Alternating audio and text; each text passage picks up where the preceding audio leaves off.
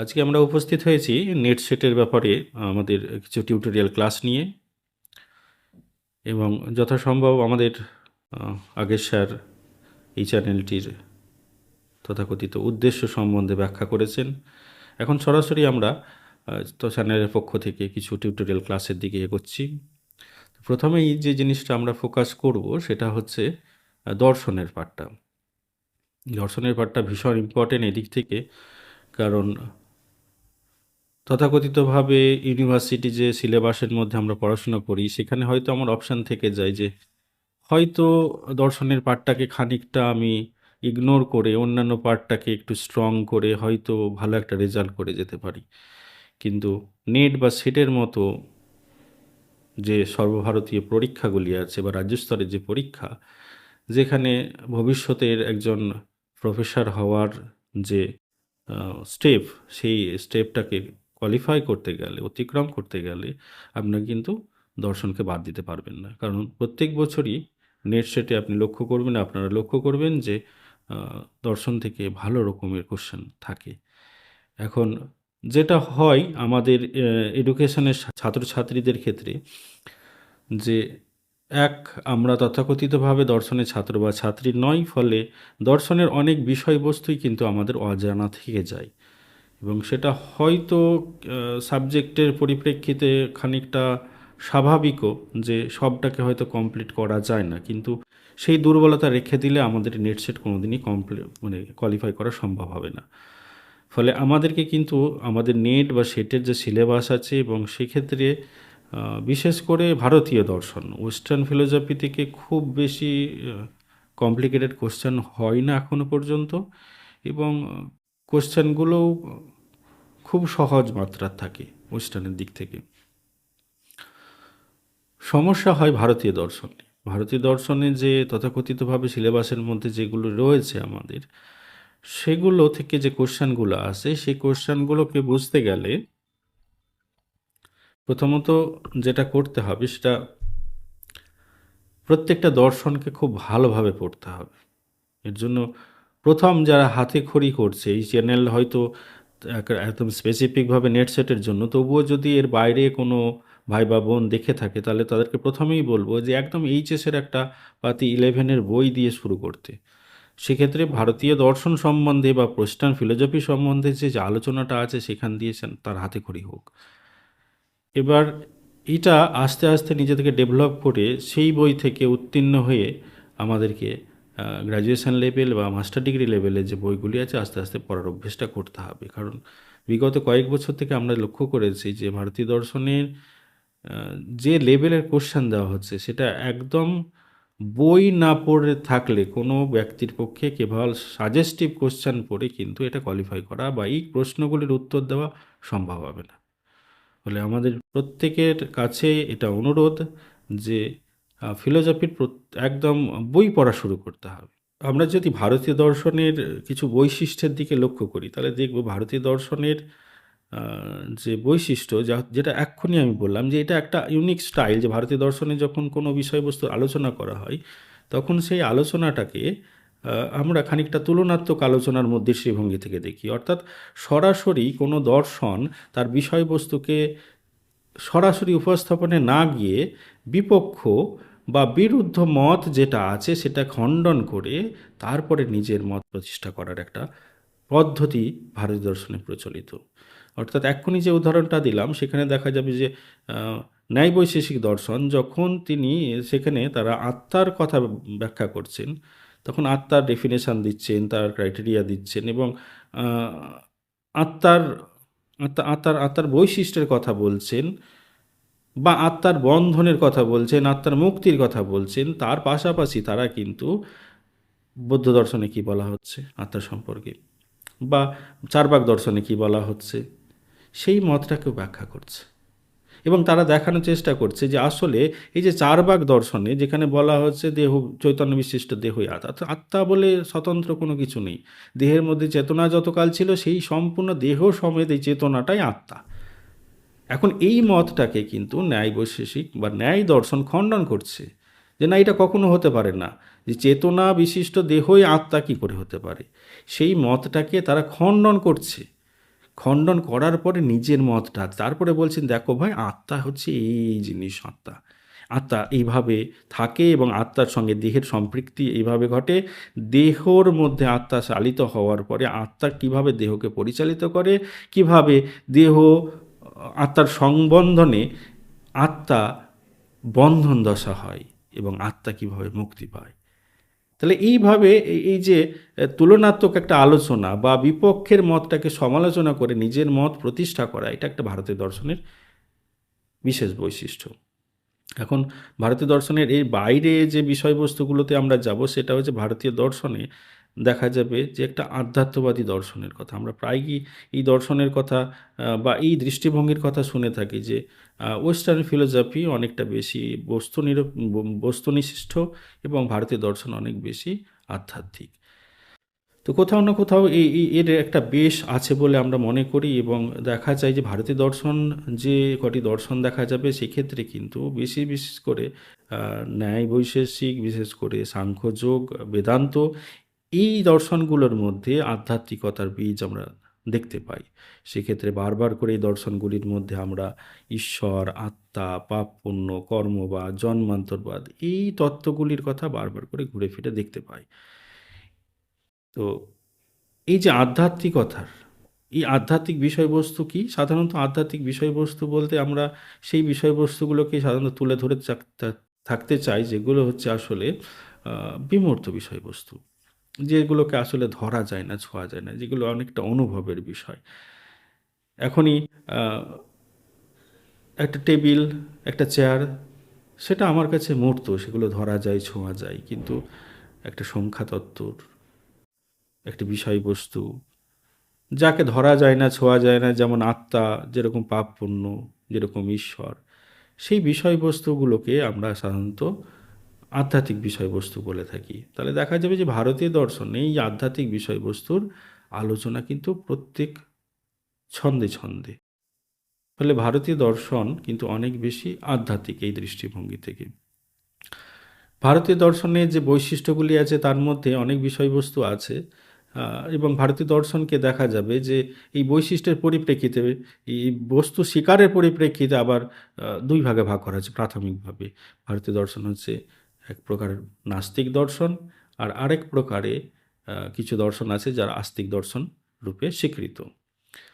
এখন এই যে আস্তিক এবং নাস্তিক কথাটা, সাধারণত আস্তিক কথাটা আমরা সেই অর্থে ব্যবহার করি যে যারা তথাকথিতভাবে ভগবান, ঈশ্বর, আল্লাহ বিশ্বাস করেন, তাদেরকে আমরা আস্তিক বলি। আর নাস্তিক হচ্ছে তারা যারা ভগবান, ঈশ্বর বা আল্লাহ বিশ্বাস করেন না, তারা নাস্তিক। এখন ভারতীয় দর্শন পড়তে গেলে কিন্তু ভাষাতত্ত্ব, যেহেতু দর্শন বিষয়টাই হচ্ছে সকল বিষয়বস্তুর মাতা, ফলে এই ক্ষেত্রে দেখা যায় যে এখানে ভাষাতত্ত্বেরও এই ছোট্ট একটা উদাহরণে দেখা যাবে যে আমরা ভাষাতত্ত্বের ব্যবহার কিভাবে এখানে সম্ভব হয়েছে, অর্থাৎ ভাষাতত্ত্ব কিভাবে দর্শনকে কেন্দ্র করে গড়ে উঠেছে। এই যে আমরা আস্তিক বা নাস্তিক কথাটা ব্যবহার করলাম, তাতে দেখা যাবে যে ভাষাতত্ত্বের তিনটে বিষয়বস্তুর কথা আমরা জানি। যে পদ যখন পদার্থকে চিহ্নিত করে, সেটা অনেক সময়ই পদ পদার্থকে সরাসরি চিহ্নিত করে, যেমন গরু বা গো শব্দটা গরুকে চিহ্নিত করে। তাহলে এই যে পদ পদার্থকে সরাসরি চিহ্নিত করে, সেটাকে অভিধার্থ বলছি। আবার অনেক সময় দেখা যাবে যে বিষয়বস্তু কিন্তু শব্দের দ্বারা সরাসরি চিহ্নিত হয় না, অনেক সময় বিপথে, অনেক সময় কিন্তু সম্পূর্ণভাবে যে মূল অর্থ তাকে ইগনোর করে নতুন একটা অর্থ প্রকাশিত হয়। সেই অনুযায়ী বিষয়বস্তু কখনো, এই যে পদ্ধতি, সেগুলোকে কখনো কখনো বলা হয় লক্ষণ, কখনো কখনো ব্যঞ্জনা বলা হয়।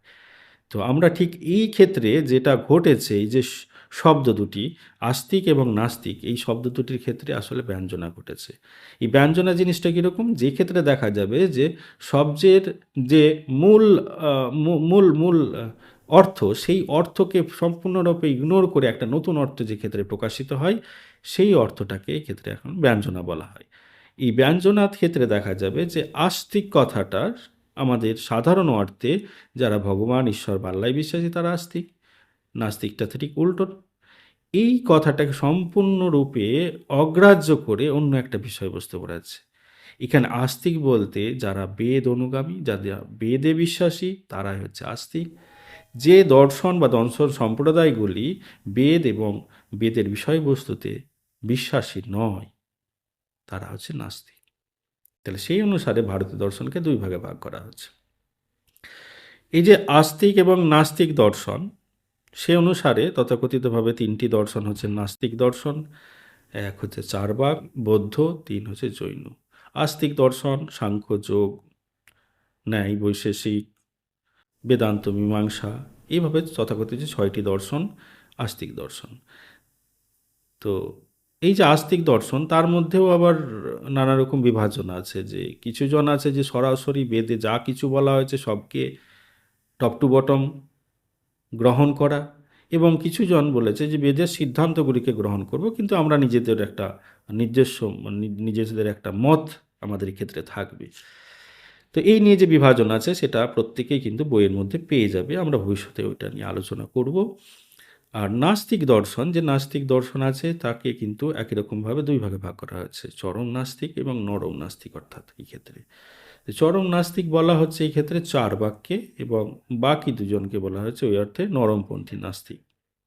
চরমপন্থী নাস্তিক কেন বলা হচ্ছে? নাস্তিক এই অর্থে যে এরা তো তথাকথিতভাবে ওই ঈশ্বরের পাঠটা ওই দিকটাতে যাচ্ছেই না, ইগনোর। এক্ষেত্রে যেহেতু সরাসরি বেদকে অস্বীকার করেন, বেদের সিদ্ধান্তগুলিকে অস্বীকার করেন, তার জন্যই নাস্তিক।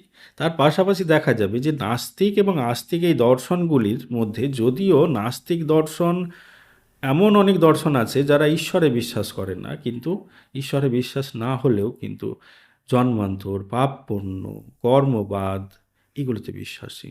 যেমন করে বৌদ্ধ দর্শন এবং জৈন দর্শন। জৈন দর্শন এবং বৌদ্ধ দর্শন যদিও ঈশ্বরে বিশ্বাসী নয়, তবুও তারা কর্মবাদে বিশ্বাসী, জন্মান্তরবাদে বিশ্বাসী, পাপ পুণ্যে বিশ্বাসী। ফলে এই দর্শন দুটি আসলে নরমপন্থী আহ, নাস্তিক দর্শন। আর উল্টো দিকে চারবাক যেহেতু এগুলোর কোনোটিকেই স্বীকার করেন না, না ঈশ্বর স্বীকার করেন, না পাপ পুণ্য স্বীকার করেন, না কর্মবাদ স্বীকার করেন, না জন্মান্তরবাদ স্বীকার করেন, তার জন্য এর চরমপন্থী নাস্তিক। তো এই একটা বিভাজনের কথা আমরা দেখলাম। তো এই এই এই এই আলোচনা থেকেই কিন্তু আর একটা বৈশিষ্ট্য উঠে আসছে, যে অনেক দর্শন আছে ভারতীয় দর্শন যারা কিন্তু ঈশ্বরে বিশ্বাসী না হলেও কিন্তু পাপ পুণ্য, জন্মান্তরবাদ ইত্যাদি ইত্যাদিতে বিশ্বাসী। এবার সরাসরি আমরা যেখানে যাব সেটা হচ্ছে এক একটি দর্শন ধরে এরপরে আমরা আলোচনা শুরু করব। এই দর্শনের যে আলোচনা শুরু হবে তাতে আমরা মূল দর্শনগুলিকে তিনটে পার্টে ভাগ ভাগ করব। দর্শন, যারা আমরা কোর দর্শনের ছাত্রছাত্রী তারা জানি যে অনেকগুলো দর্শনের পাঠ আছে, কিন্তু আমাদের তথাকথিতভাবে এডুকেশনের সম্বন্ধিত যে আলোচনা, সেক্ষেত্রে দেখা যায় যে তিনটে এরিয়া থেকে আমাদের কোশ্চেন আসে দর্শনের পাঠগুলো থেকে। একটা হচ্ছে এপিস্টেমোলজির পার্ট থেকে, একটা হচ্ছে মেটাফিজিক্সের পার্ট থেকে, আর একটা হচ্ছে ওই অ্যাক্সিওলজি যেটা বলতে পারেন, বা এথিক্সের পার্ট থেকে। এখান থেকে কোশ্চেন আসে। তো আমরা প্রত্যেকেই এরপর থেকে যে আলোচনা করব, সেই আলোচনাগুলো প্রত্যেক পেপারের এই তিনটি পার্ট ধরে, এবং কোথাও কোথাও কিন্তু এই অ্যাক্সিওলজির একটা পার্ট হিসাবে বা তার আলাদা একটা অংশ হিসাবে কিন্তু লজিকের আলোচনাও আসবে। যেমন করে আমরা যখন ন্যায় দর্শন আলোচনা করব তখন হেত্যাভ্যাস আলোচনা করতে হবে। এই হেত্যাভ্যাসটা কিন্তু আসলে ওয়েস্টার্ন ফিলোসফিতে যেরকম করে ফর্মাল লজিক করছি, হেত্যাভ্যাসটা জিনিসটাও কিন্তু সেরকম। ফলে কিন্তু আমরা কখনো কখনো তিনটে পার্ট, কখনো কখনো চারটে পার্টে আমাদের এই এক একটা দর্শনের আলোচনা সীমাবদ্ধ থাকে। আজকে যে বিষয়টি নিয়ে আলোচনা করব সেটি অতীব গুরুত্বপূর্ণ, এবং আমরা প্রত্যেকেই যারা দর্শন পড়েছি এবং দর্শন পড়িনি তারা প্রত্যেকেই কিন্তু মহান দার্শনিকের চিন্তাভাবনার দ্বারা কোথাও না কোথাও অনুপ্রাণিত। সেই মহান দার্শনিক হলেন বৌদ্ধ দর্শনের প্রবক্তা গৌতম বুদ্ধ। গৌতম বুদ্ধের নিজের জীবনটাও একটা দারুণ আলোচনার বিষয়। বিভিন্ন আঙ্গিকে আমরা সেটা আলোচনা করে দেখি, যেটা পাই যে যদিও তার জন্ম রাজ পরিবারে খ্রিস্টপূর্ব 6ষ্ঠ শতাব্দীতে, বর্তমানে যেটা নেপাল, আমি ডিটেলস অতটা যাচ্ছি না, ইতিহাসের ছেলেমেয়েরা এর থেকে খুব ভালোভাবেই জানে। ঘটনা যেটুকু আমি বলতে চাইছি সেটা হচ্ছে যে দর্শনের সঙ্গে তার জীবনটা কিভাবে জড়িত সেই জায়গাটা। তো শুরুতেই যেটা বললাম যে রাজপরিবারে জন্ম, বিমাতার কাছে মানুষ হয়ে ওঠা এবং বিমাতার প্রভাব তার জীবনে অনেকখানি, আমরা বিভিন্ন আঙ্গিকে তার প্রভাব দেখি। বিশেষ করে নারী শিক্ষার অবদানের ক্ষেত্রে বিমাতার প্রভাব আমরা লক্ষ্য করতে পারি। তো এমন রাজপরিবারে জন্মগ্রহণ করে তাকে কিন্তু দীর্ঘকাল নানান রকম ঐশ্বর্যের মধ্যে রেখে লালিত পালিত করা হয়েছিল, যাতে করে কোথাও না কোথাও রাজা শুদ্ধোধনের একটা চিন্তাভাবনা ছিল যে হয়তো আহ, ছেলে বিপদগামী হতে পারে, অর্থাৎ ভয় যে দেশত্যাগী বা ধর্মত্যাগী বা আহ, রাজ্যত্যাগী হয়ে যায় না কিনা। তো সেই দিক থেকে বিভিন্ন সময়ে আমরা দেখি যে ডকুমেন্টারি আমাদের কাছে আছে, সেখানে দেখা যায় যে তার ঐশ্বর্যের সব রকম ব্যবস্থাপনা কিন্তু রাজপরিবার থেকে করা হয়েছিল। একটা ছোট্ট উদাহরণ দিলে বোঝা যায় যে তার বিভিন্ন কালে, অর্থাৎ গ্রীষ্মকাল, বর্ষাকাল আহ, এবং শরৎ, হেমন্ত, শীত, বসন্ত, বিভিন্ন কালে তার থাকার জন্য এক একটা আলাদা মহল তৈরি করা হয়েছিল, যাতে করে কোনো দিন কোনো দুঃখ কষ্ট তাকে কোনো দিন কোনো রকমভাবে স্পর্শ না করতে পারে।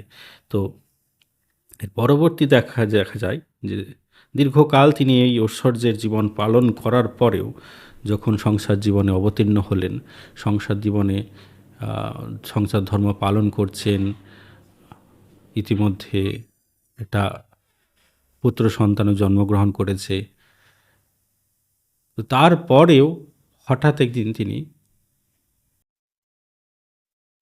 দেশভ্রমণে বেরিয়ে 4 দিন 4টে ঘটনা দেখলেন: জরা, ব্যাধি, মৃত্যু, এবং তারপরে লাস্ট যেদিন দেখলেন সেদিন একদিন শ্রমণকে দেখলেন।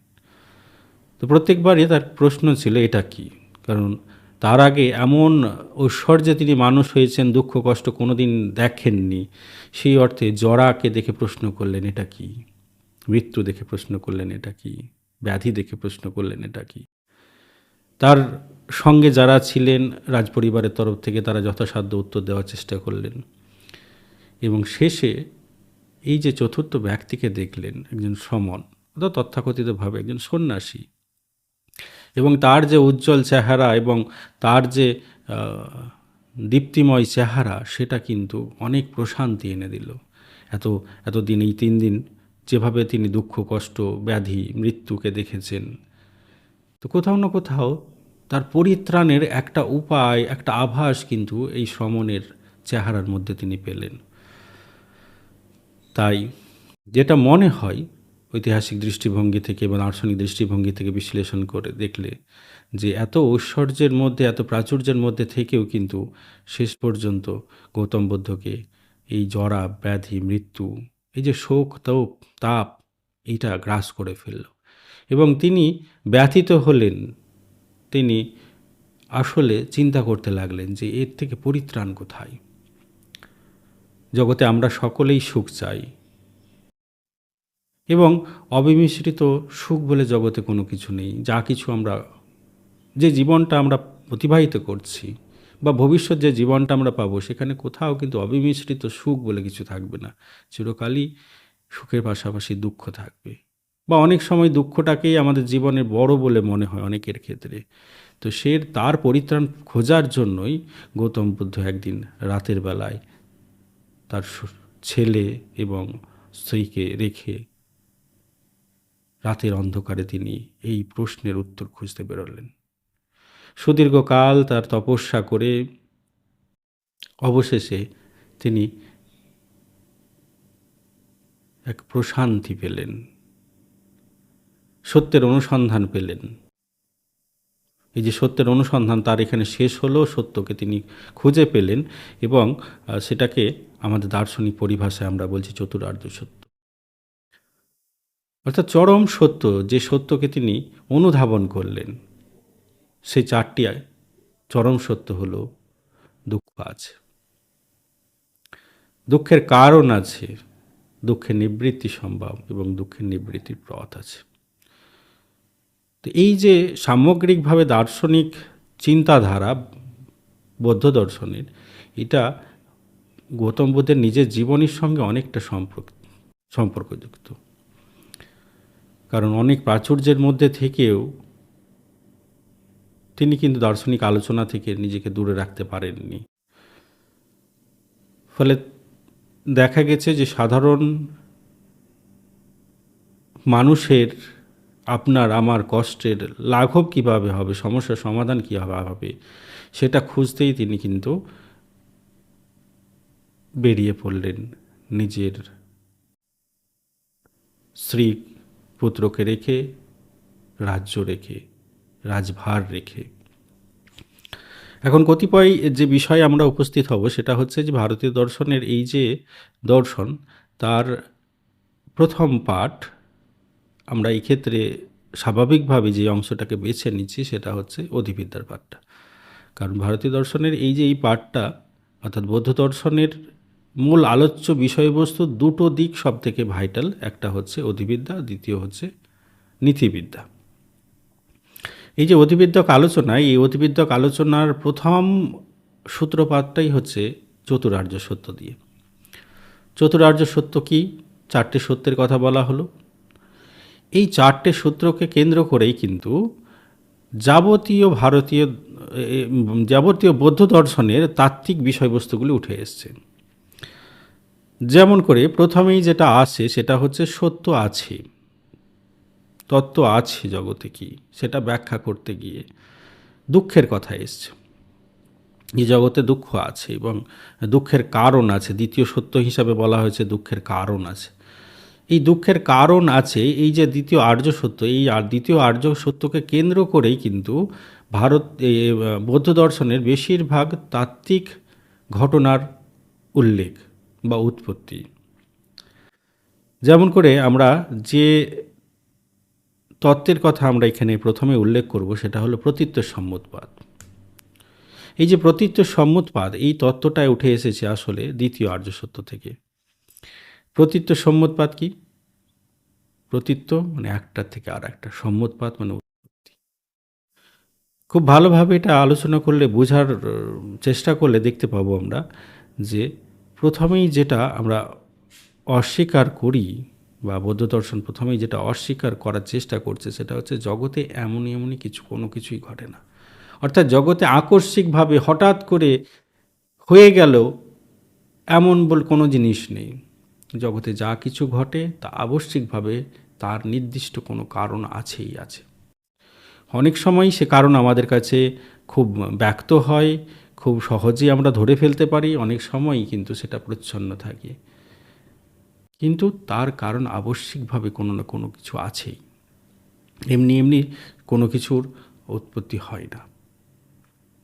এ বিষয়ে ভারতীয় দর্শনের যে নিয়ম, সেক্ষেত্রে দেখা যায় যে গৌতম বুদ্ধ বা তোর অনুগামীরা বলবেন যে কিছু দর্শন আছে যারা বিশ্বাস করে যে জগৎটা এমনি চালিত হয়। বিশেষ করে অদৃষ্টবাদী যারা, তারা বলেন যে জগৎটা আসলে পরিচালিত হয় ঈশ্বরের দ্বারা। বা আবার অনেকে বলবেন যে জগৎ আসলে শূন্য থেকে উৎপত্তি, হঠাৎ করে শূন্য থেকে উৎপত্তি ঘটল। বৌদ্ধ দার্শনিকরা বলেন না, শূন্য থেকে কোনো কিছুর উৎপত্তি হতে পারে না।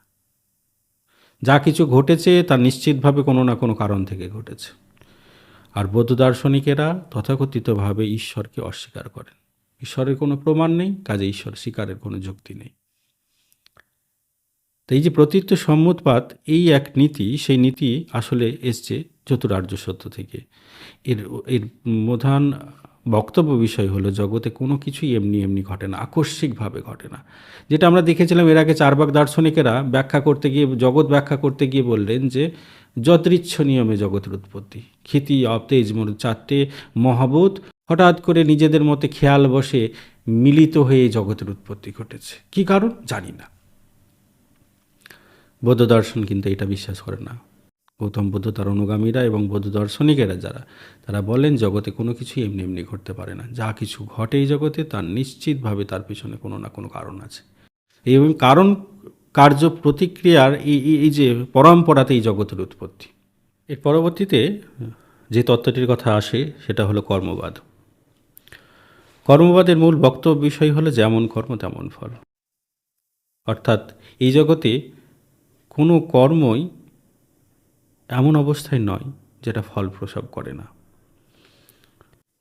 ফলে যেমন আমি কর্ম করব তেমন আমাকে ফল ভোগ করতে হবে, এটা হলো স্বাভাবিকভাবেই কর্মবাদের মূল বক্তব্য। তাহলে প্রশ্ন ওঠে যে তাহলে জগতে কি এর থেকে কোনো পরিত্রাণ নেই? কর্ম করলেই যদি ফল ভোগ করতে হয় তাহলে তো এর কোনো পরিসীমা নাই। মানুষ তো সারা জীবন ধরেই কর্ম করতে হবে তাকে। এবং এটা দেখা যাচ্ছে এটা দেখা যাচ্ছে যে হয়তো একটা জন্মে কৃতকর্মের ফল ভোগ সেটা সম্ভব নাও হতে পারে। কারণ বাস্তবে আমাদের কাছে এমন অনেক উদাহরণ আছে যে অতিশয় খারাপ ব্যক্তি সারাটা জীবন সুখভোগ করে যাচ্ছে। তাহলে এই যে খারাপ ব্যক্তি সারাটা জীবন ধরে যে নানা রকম অনৈতিক কাজ করে গেল, তার ফল ভোগটা কখন হচ্ছে? তাহলে তার ফল ভোগ করার জন্য তো তাকে আবার জন্মগ্রহণ করতে হবে। এখন এই জন্মগ্রহণের প্রশ্ন ওঠে যে জন্মগ্রহণ কার হয় তাহলে? দেহের? না, আত্মার। তাহলে আত্মা কী করে? বিভিন্ন সময় দেহ ধারণ করে জগতে আসে, কিন্তু যে কর্ম করেছে আসলে কর্তাকে, কর্তা হচ্ছে আত্মা। কাকে দিয়ে করে নিচ্ছে? দেহ দ্বারা সম্ভব করছে কাজগুলোকে। ফলে এই যে আত্মা যে কর্ম সম্পাদন করেছে তার ফল তোকে করতেই হবে। তাহলে এই ফল ভোগের জন্য যদি একটা জন্মে না হয় তাহলে বারবার তাকে জন্মগ্রহণ করতে হবে। তাহলে দ্বিতীয় যে জন্মটা আমার হবে তাহলে কি সেখানে আমার ফলভোগটা সম্ভব হবে? এখানে আবার প্রশ্ন থেকে যাবে যে দ্বিতীয় জন্মগ্রহণ করেও তো আবার আমি কোনো না কোনো কর্মে লিপ্ত হব। তাহলে এই কর্মের তো আবার ফলভোগ করতে হবে, তো তাহলে দ্বিতীয় জন্মের কর্মের ফল ভোগ করার জন্য কি আবার তৃতীয়বার জন্মগ্রহণ করতে হবে? তাহলে তৃতীয়বারে জন্মগ্রহণ করলে তার ফল ভোগ করা তো আবার চতুর্থবার আবার জন্মগ্রহণ করতে হবে। তাহলে কি এর কোনো পরিত্রাণ নেই, পরিসীমানা নেই? আছে। গৌতম বুদ্ধ বললেন যে আমাদেরকে কর্মযোগী হতে হবে। এই কর্মযোগের যে মূল বক্তব্য, সেই বক্তব্য আমাদের ভগবদ্গীতাতে যে বক্তব্য আছে তার সঙ্গে হুবহু মিলে যায়, যে কর্মে শুধুমাত্র তোমার অধিকার, ফলে কোনো অধিকার নেই। অর্থাৎ আমরা যদি প্রত্যেকেই শুধুমাত্র কর্মকে নিজের কর্তব্য বলে সম্পাদন করি এবং ফলের দিকে কোনো রকম লোভ লালসা না করি, তাহলেই সে কর্ম কোনো ফল প্রসব করতে পারবে না। এইরকম কর্মকেই আসলে গৌতম বুদ্ধ ভাজা বীজের সঙ্গে তুলনা করেছে। ভাজা বীজের থেকে যেমন কোনো অঙ্কুরোদ্গম হতে পারে না, কোনো গাছ জন্মাতে পারে না, ঠিক একই রকমভাবে সেই কর্ম থেকে কোনো ফল ভোগ করতে হবে না আমাকে। তাহলে এই একমাত্র উপায়ের মাধ্যমে গিয়ে কিন্তু আমি বন্ধন দশা থেকে মুক্তি পেতে পারি। এই যে জন্মান্তরের যে প্রক্রিয়া, সেই প্রক্রিয়া থেকে আমরা বেরিয়ে আসতে পারি। তো থার্ড যে তত্ত্বে আমরা যাব সেটা হচ্ছে অনিত্যতাবাদ। একে আবার ভারতীয় দর্শনে ক্ষণিকবাদও বলে। ক্ষণিকবাদ বলা হচ্ছে এর জন্য এই যে জগতে কোনো কিছু স্টেবল নয়, কোনো কিছুই চিরকালীন নয়। এর আগেও আমরা দেখেছি কিছু দার্শনিক সম্প্রদায় আছে যে যারা নিত্যতাবাদে বিশ্বাসী। অর্থাৎ তারা বিশ্বাস করে জগতে কিছু কিছু বিষয়বস্তু আছে যার কোনো পরিবর্তন নেই, জগতে সব কিছু পরিবর্তিত হয়ে গেলেও তার মধ্যে কোনো পরিবর্তন ঘটবে না। যেমন করে আমাদের স্বাভাবিক জীবনে লোকায়ত দর্শনে, অর্থাৎ আপনি আমি যেটা বিশ্বাস করি যে আত্মা হলো অজর ও অমর, এমন কিছু শত পরিবর্তনের মধ্যে আত্মার কোনো পরিবর্তন ঘটে না। আত্মার জন্ম নেই, মৃত্যু নেই, বার্ধক্য নেই, ক্ষয় নেই। এই যে এইরকম বিশ্বাস, সেই বিশ্বাসটাতে বলা হয় শাশ্বত, যে বিশ্বাসের কোনো চেঞ্জ নেই, কোনো পরিবর্তন নেই।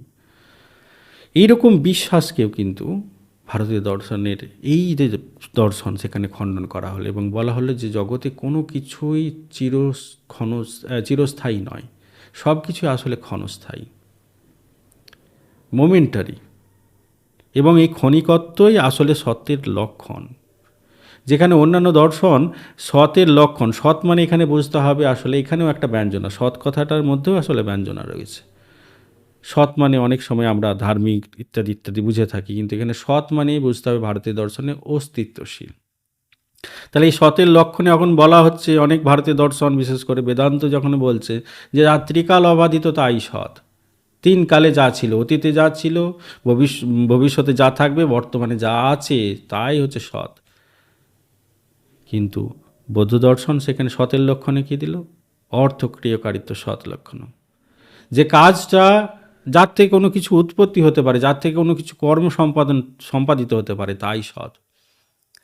সেই দিক থেকে দেখতে গেলে এই যে বৌদ্ধ দর্শনের ব্যাখ্যা অনেকটাই বা পুরোপুরি হচ্ছে লজিক্যাল।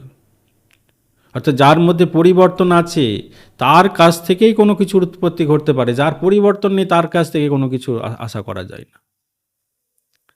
এই যে অর্থক্রিয়াকারিত্ব সৎ লক্ষণম, ক্ষণিক যা কিছু যা আসলে কোনো এক সময় কারণ বলে উপস্থিত ছিল তা পরিবর্তিত হয়ে কার্যে রূপান্তরিত হলো। অর্থাৎ কারণ যা তাই পরিবর্তিত হয়ে কার্যে রূপান্তর, এইটাই সতের লক্ষণ। এইভাবেই সৎ বেঁচে আছে।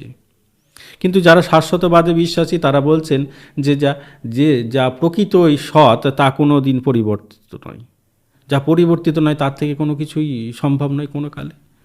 ফলে এই যে ভারতীয় দর্শনের এই যে বৌদ্ধ দর্শন, তারা কিন্তু সতের লক্ষণে এইভাবে এই ত্রিকাল অবাধিত বিষয়বস্তুটাকে নেগলেক্ট করে বললেন যে জগতের সব কিছুই আসলে ক্ষণিক, এবং ক্ষণিকত্বই হচ্ছে সতের লক্ষণ। কারণ যারাই ক্ষণিক তাদের কাছ থেকেই কোনো কিছুর উৎপত্তি সম্ভব হয়, যারা ত্রিকাল অবাধিত তার কাছ থেকে কোনো কিছু সম্ভব নয়।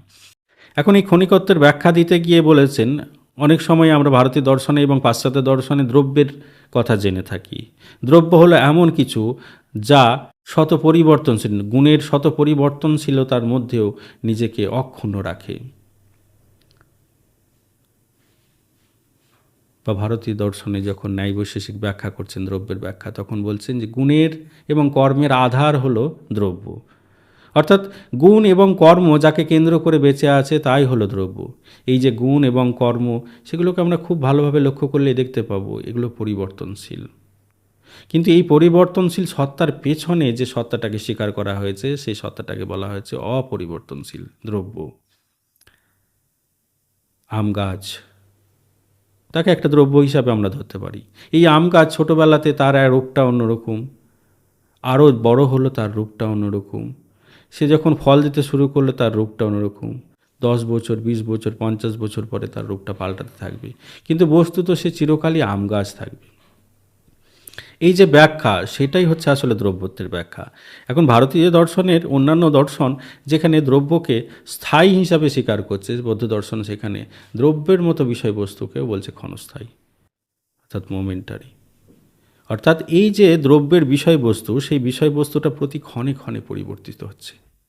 আসলে তাহলে প্রশ্ন উঠছে যে তাহলে আমরা ধরতে পারছি না কেন যে পরিবর্তনটাকে? সেটা ব্যাখ্যা করতে গিয়ে বৌদ্ধ দার্শনিকেরা বললেন যে এই যে পরিবর্তন, অর্থাৎ এই যে ক্ষণের ব্যাখ্যা, সেটা এত ফ্রিকুয়েন্ট, এত তাড়াতাড়ি পরিবর্তিত হচ্ছে প্রত্যেক ক্ষণে ক্ষণে, যে সেটার আসলে পরিবর্তনটাকে আমরা লক্ষ্য করতে পারছি না। যেমন করে পৃথিবীতে বাস করে আমরা পৃথিবীর ঘূর্ণনটাকে বুঝতে পারছি না, ঠিক একই রকমভাবে প্রত্যেকটা দ্রব্যের মধ্যে যে পরিবর্তন ঘটছে সেই পরিবর্তনটা এত ফ্রিকুয়েন্ট ঘটছে যে সেই পরিবর্তনটাকে আমরা কোনো কালেই লক্ষ্য করতে পারছি না। আমরা প্রত্যেক দিন সে আম গাছ দেখছি, কিন্তু সেই প্রত্যেক দিনের আম গাছ একটু একটু করে বড় হচ্ছে, সেই পরিবর্তনটুকু আমরা লক্ষ্য করতে পারছি না। এটাকে ব্যাখ্যা করার চেষ্টা করা হয়েছে ক্ষণিকত্ববাদের মধ্যে দিয়ে। এই ক্ষণিকত্ববাদের পরবর্তীতে যেটা আমরা আসব সেটা হচ্ছে নৈরাত্যবাদ। যে একই রকমভাবে ভারতীয় দর্শনের এই শাখায়, অর্থাৎ বৌদ্ধ দর্শনে আত্মাকেও কিন্তু অনিত্য বলা হয়েছে, যেখানে অন্যান্য ভারতীয় দর্শনের আত্মাকে নিত্য বলা হচ্ছে। যেমন করে জাগতিক বিষয়বস্তুর ক্ষেত্রে দ্রব্যকে আমরা ক্ষণিক বললাম, ঠিক একই রকমভাবে ভারতীয় দর্শনের এই শাখাতে আত্মার মতো বিষয়বস্তুকেও ক্ষণিক বলা হচ্ছে। এখন প্রশ্ন হলো, আত্মার মতো বিষয়বস্তুকে যদি ক্ষণিক বলি তাহলে অনেকগুলো প্রশ্ন উঠে যায়। তাহলে স্মৃতি কিভাবে সম্ভব? যদি জ্ঞান কিভাবে সম্ভব হচ্ছে? আমার প্রত্যাভিজ্ঞা কিভাবে সম্ভব হচ্ছে? অর্থাৎ একটা জিনিসকে আমি 5 বছর আগে দেখেছিলাম, আজকে হঠাৎ করে তার সঙ্গে দেখা হলো বা সেই বিষয়টাকে সামনে দেখতে পেয়ে কিভাবে চিনতে পারছি যে না এটা সেই বিষয়বস্তু? তাহলে তো এই প্রশ্ন উঠে যায়। এখন ভারতীয় দর্শনে জ্ঞান গুণের আশ্রয় বলা হচ্ছে আত্মা, অর্থাৎ জ্ঞান থাকে আত্মাতে। এখন আত্মাকে যদি স্টেবল না ধরি, আমি ক্ষণিক ধরি, আত্মা প্রতি মুহূর্তেই পরিবর্তিত হয়ে যাচ্ছে, তাহলে তো এই প্রশ্ন উঠেই যাবে যে স্মৃতি কিভাবে সম্ভব? 5 বছর আগে বিষয়বস্তু, 5 বছর আগে কোনো কিছু খেয়েছিলাম, কোনো কিছু দেখেছিলাম, তাকে কিভাবে মনে করছি? অথবা 5 বছর আগে কোনো বিষয়বস্তুকে দেখে আজকে হঠাৎ করে কিভাবে আইডেন্টিফাই করতে পারছি যে এটা সেই? এই প্রশ্ন উঠে যায়। তো এর যথাসম্ভব ব্যাখ্যা তারা দেওয়ার চেষ্টা করেছেন এবং বলেছেন যে আসলে এই যে মোমেন্টারি নেস, অর্থাৎ এই যে ক্ষণে ক্ষণে পরিবর্তনে, প্রত্যেক ক্ষণ আসলে পরবর্তী ক্ষণে তার সংস্কারকে ট্রান্সফার করছে। অর্থাৎ এক ব্যক্তি, তার ভেতরে যে আত্মা আছে, যে প্রত্যেক মুহূর্তে আত্মার যা কিছু সংস্কার উপস্থিত, সেই সংস্কারগুলি প্রত্যেক ক্ষণে আত্মা ধ্বংস হওয়ার আগে যাবতীয় সংস্কার তার পরবর্তী ক্ষণের মধ্যে প্রবাহিত করছে। এটা যেন একটা প্রবাহিত ধারা, একটা নদীর ধারার মতো। ফলে আমরা একটা সাধারণ মানুষকে দেখছি, অথবা তথাকথিতভাবে একটা গাছকেই দেখে যাচ্ছি, কিন্তু প্রত্যেক মুহূর্তে যেমন গাছের মধ্যে পরিবর্তন ঘটছে, ঠিক একই রকমভাবে প্রত্যেক মুহূর্তে আত্মার মধ্যেও পরিবর্তন ঘটছে। আমি 2 ঘন্টা আগে বা 2 মিনিট আগে যে আত্মাকে দেখেছিলাম, সে আত্মা এখন আর নেই। সে আত্মার মৃত্যু ঘটেছে এবং তার জায়গায় নতুন এক আত্মার উৎপত্তি ঘটেছে। কিন্তু মজার বিষয় হচ্ছে যে ওই 2 ঘন্টা আগে যে আত্মা আমার মধ্যে ছিল, সেই আত্মার যে সংস্কার, সেটা কিন্তু আমার বর্তমান আত্মা বাই ডিফল্ট এমনি এমনি পেয়ে গেছে। আবার এমনি এমনি কথাটা বললে হয়তো আবারও প্রশ্ন উঠবে যে এখনই তো বললেন এমনি এমনি বলা যাবে না। তো যাকে এটা ব্যাখ্যার জন্য বললাম যে বাই ডিফল্ট যখন একটা আত্মার পরিসমাপ্তি ঘটছে, তখন কিন্তু সেই আত্মার মধ্যে যে সংস্কার, সেটা পরবর্তী আত্মাতে ট্রান্সফার হচ্ছে। এটা যেন ওই সারা রাত ধরে জ্বলতে থাকা একটা প্রদীপ শিখার মতো। আমরা সারা রাত ধরে একটা প্রদীপকে জ্বালিয়ে রাখতে পারি এবং আমার শেষ পর্যন্ত সকাল হয়ে যাবে, তখনও মনে হবে যে সেই একই প্রদীপই তো জ্বলছে। দার্শনিক এখানে প্রশ্ন করবেন, সত্যি কি একই প্রদীপ জ্বলছে সারা রাত ধরে? তার সলতেটা কি একটাই, যে সলতেটা আমি সন্ধ্যাবেলা আগুন দিয়েছিলাম, যে তেলে আমি প্রথম জ্বলে উঠেছিল, সেটা কি একই প্রদীপ? উত্তর না। প্রতি ক্ষণে ক্ষণে প্রদীপ জ্বলছে, তার সলতে পুড়ছে, তার তেল পুড়ছে, অতএব সেই প্রদীপ এক নয়। যেমন করে একই নদীতে দুবার স্নান করা যায় না, কারণ সেই জল সেই ক্ষণ আর থাকবে না। ঠিক একই রকমভাবে এই যে জগতের ব্যাখ্যা, সেক্ষেত্রে কিন্তু বৌদ্ধ দার্শনিকেরা এই ব্যাখ্যায় উপস্থিত করলেন যে জগতে কোনো কিছুই আসলে স্থায়ী নয়, সব কিছুই পরিবর্তনশীল। ইভেন কি আমরা তথাকথিতভাবে যে জিনিসটাকে এতদিন অজর অমর হিসাবে দেখে এসেছিলাম, আত্মার মতো বিষয়বস্তু, সেগুলোকেও কিন্তু এই ক্ষেত্রে অস্বীকার করা হলো এবং বলা হলো যে জগতে কোনো কিছুই স্থায়ী নয়। তো এইভাবে গৌতম বুদ্ধ রাতের অন্ধকারে জগতের সমস্যার সমাধান খুঁজতে গিয়ে, জরা ব্যাধি মৃত্যুর কারণ খুঁজতে গিয়ে তিনি যে আর্য সত্য পেলেন, সেক্ষেত্রে আমরা তার তত্ত্বগুলোকে পড়ে ফেললাম। তার মধ্যেও একটা বিশেষ জায়গায় আমরা উপস্থিত হব এবার, যে এই যে জগতে দুঃখ, এই দুঃখের কারণ কি? এই দুঃখের কারণ সম্পর্কে ব্যাখ্যা করতে গিয়ে তিনি এক কারণ পরম্পরার কথা উল্লেখ করেছেন এবং সর্বশেষে তিনি যেটা উল্লেখ করেছেন সেটা হচ্ছে অবিদ্যা। অবিদ্যা, বিদ্যার অভাব। মানে অভাব, সঠিক জ্ঞানের অভাব। এই সঠিক জ্ঞানের অভাবের জন্যই আসলে যাবতীয় দুঃখের উৎপত্তি। যা আমার নয়, যা আমি নয়, আমি মানে আত্মা, যা আমার নয়, যা আত্মার নয়, সেগুলোকেই আমরা আসলে আমার এবং আমি বলে ভাবি। এই যে ভুল জ্ঞান, এই ভুলের জ্ঞানের জন্য আমার দুঃখ কষ্টের উৎপত্তি হয়। যদি আমরা সঠিক জ্ঞানটা অর্জন করি, তাহলেই সঠিক জ্ঞান লাভ হবে এবং মুক্তির উপায় পাব। এই যে মুক্তির উপায়, এটা আসলে তৃতীয় আর্য সত্য এবং উপায় সম্বন্ধে যাবতীয় ডিটেলস আলোচনা আমাদের চতুর্থ আর্য সত্য থেকে আসবে। তো এই যে দুঃখ সমুদায়ের কথা বলা হলো, সেটা নিয়ে আলোচনা করতে গিয়ে বলেছেন 12টি কারণের কথা। সে কারণ পরম্পরাগুলিকে এইভাবে ব্যাখ্যা করা হচ্ছে: জরা মরণ, অর্থাৎ যেখানে জরাজীর্ণ দুঃখ কষ্ট আছে, তার কারণ হিসাবে জাতি, জাতির কারণ হিসাবে ভব, ভবর পরে উপাদান, উপাদানের থেকে তৃষ্ণা, তৃষ্ণার থেকে বেদনা, বেদনা থেকে স্পর্শ, তার থেকে সরায়তন, তার থেকে নামরূপ, তার থেকে বিজ্ঞান, তার থেকে সংস্কার, এবং লাস্টে আসছে অবিদ্যা। এর মধ্যে আমরা এই যে 12টি কারণ দেখি, যাকে দ্বাদশ নিদান বলা হয়, এই দ্বাদশ নিদানকে খুব ভালোভাবে ব্যাখ্যা করলে দেখা যায় এতে আসলে 3টে জন্ম একসঙ্গে ব্যাখ্যা করা হয়েছে। পূর্বজন্ম, যেটা অবিদ্যা এবং সংস্কার। আমার কোনো এক জন্ম হয়েছিল, সেই জন্মের যে সংস্কার, এই যে কাজ করেছিলাম, তার যে আকাঙ্ক্ষা ফলভোগের, সে আকাঙ্ক্ষা আমার থেকে গেছে সংস্কার রূপে। সেটা হলো অতীত জীবন। বর্তমান জীবন, আমি যখন বিজ্ঞান, যখন প্রথম চেতনা এলো, মায়ের পেটে ভ্রূণ আকারে যখন আমাদের প্রথম চেতনা এলো, সেখান থেকে একদম জন্ম নেওয়ার ইচ্ছে পর্যন্ত উপাদান, সেই পর্যন্ত আমাদের বর্তমান জীবন, ভব থেকে জরা মরণ, এটা ভবিষ্যৎ জন্ম।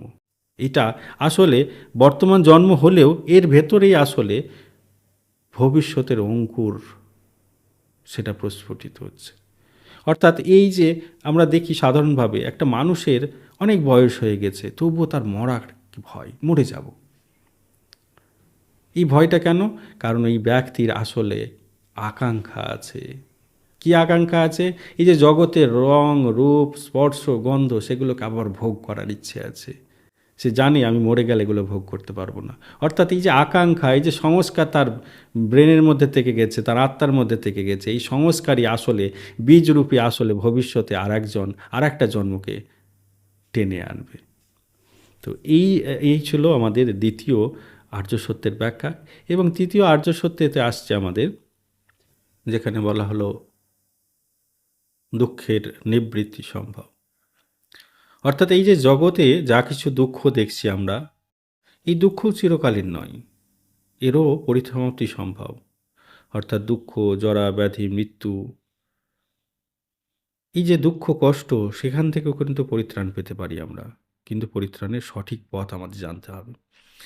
এর আগে যখন আলোচনা করলাম তখন আমরা কর্মবাদ আলোচনা করেছি, এবং এই কর্মবাদের প্রসঙ্গে বলতে গিয়ে আমরা বলেছি যে কর্মটাকে এমনভাবে করতে হবে যে কর্ম আসলে কোনো ফল প্রসব করবে না।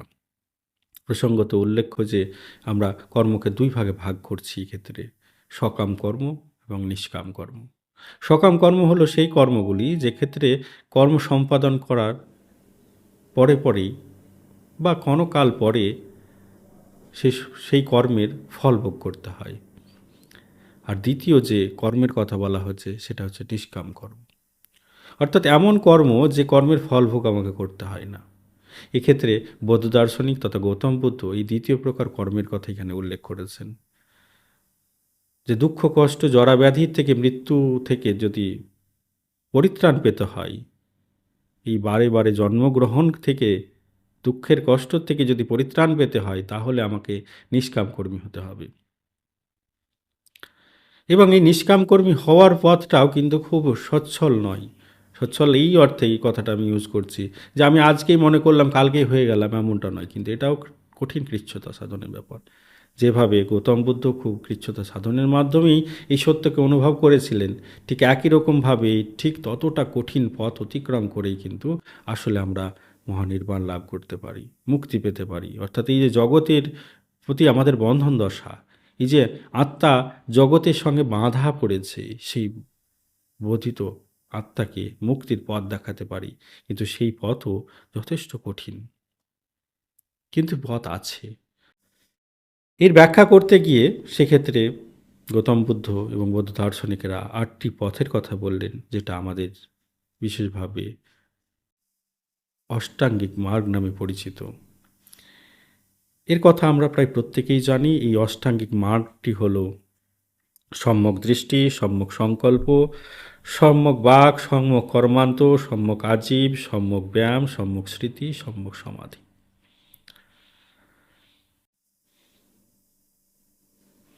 এই যে আলোচনা, সেক্ষেত্রে দেখা যায় যে সম্যক দৃষ্টি মানে হচ্ছে আসলে চতুরার্য সত্যের প্রতি বিশ্বাস।